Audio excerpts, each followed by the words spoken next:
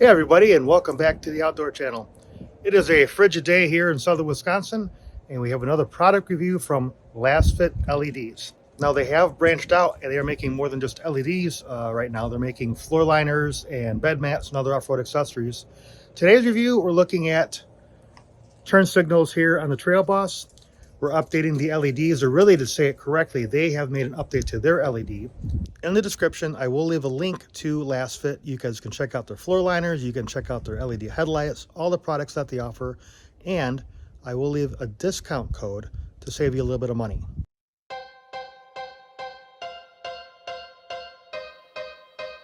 Welcome to the outdoors.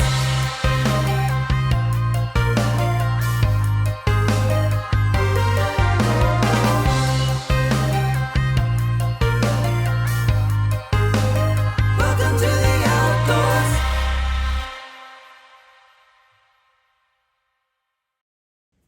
All right, we are out of the cold and into the garage at the workbench here. When you order from Lasfit, this is what you're going to get.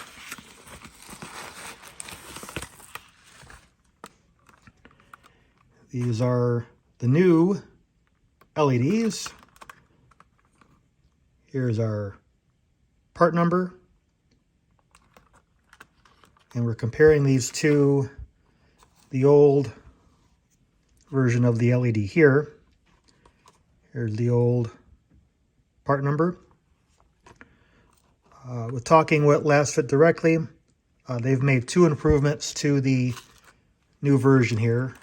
One is they've made them a little less bright. I'm not sure that was needed, but that was some feedback that they got from the marketplace. So these new ones will be a little less bright than these, although they are bright. I didn't see it as a problem. And whatever they've done internally, they've made these a little bit more stable. What I have found with the old version of this is that occasionally, not very often, I've had these in for not quite 2 years on the Trail Boss, but occasionally I would get a hyper flash. It would flash very, very quickly, not in sequence with the how the turn signal would normally be. It was very, very seldom. Sometimes when the signal was on for a while, you'd see it happen. So apparently they have corrected that with the new design. Now changing the bulbs on these new style Silverados, this is a non-refreshed model, is extremely simple. I'm going to try to zoom in. That little piece that is centered in the screen, just stick your hand in there, twist and pull out. Now getting my hand and the camera down there is pretty difficult, but you can see I've turned it, I've pulled it part way out, and it's just a matter of reaching in there and grabbing it. And just like that.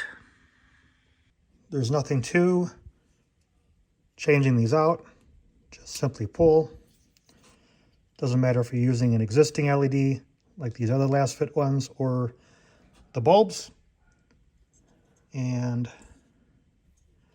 making sure things are lined up, popping them into place. So before we install this, does the orientation matter? Does it go this way or does it go that way? Well, to answer that question, if you have a regular incandescent bulb with nothing more than a filament on the inside, it doesn't matter. It can go either way. It's just a filament. The polarity doesn't change anything. However, if you have an LED, and a D stands for diode, the orientation or polarity absolutely matters. And depending on what your mount looks like, it may or may not tell you which way this needs to go. So you may have to try it, install it. If it doesn't work, pull it out, take it, flip it back around, try again. And just for the sake of comparison, this is what the stock incandescent bulb looks like when it's flashing. This is what the old Lasfit LED turn signal looks like, and you can see how much brighter it is. And this is what the new Lasfit LED signal looks like. Still very bright, but not quite as intrusive as the old version. So I've had these on for a couple of minutes. It's 1:10 local time here for me. I'm going to let these run for a while.